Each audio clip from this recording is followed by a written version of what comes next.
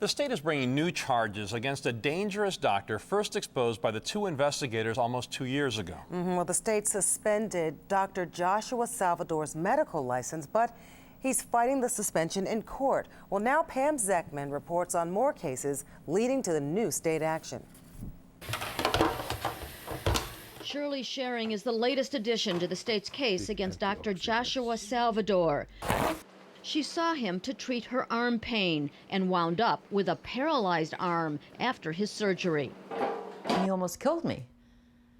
You know, I could have died on that operating table. During the 1995 surgery, Salvador allegedly damaged nerves and cut a major artery in her arm. I was almost bleeding out to death. In this incident report, the anesthesiologist said Salvador took no prompt action to control the bleeding and needed another surgeon's help. And then they left and let Salvador continue operating on me.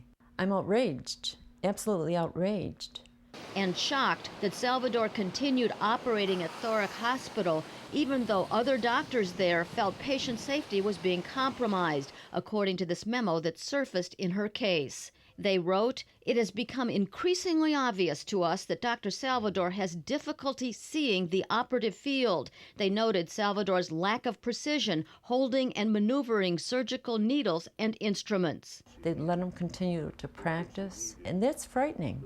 After corrective surgery by another doctor, Sharing can still barely move her arm.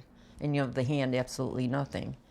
We've also learned the state is reviewing a recent $1.8 million jury verdict against Salvador involving the death of a 47-year-old father of 3 children.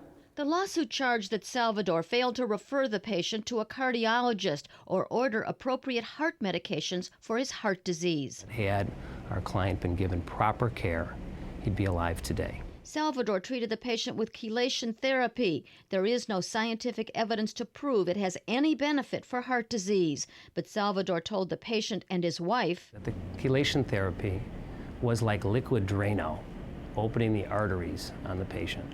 After Salvador's patient died of a heart attack, he told his widow, "What a shame. Now I can't publish my paper on chelation." Our patient was essentially his guinea pig.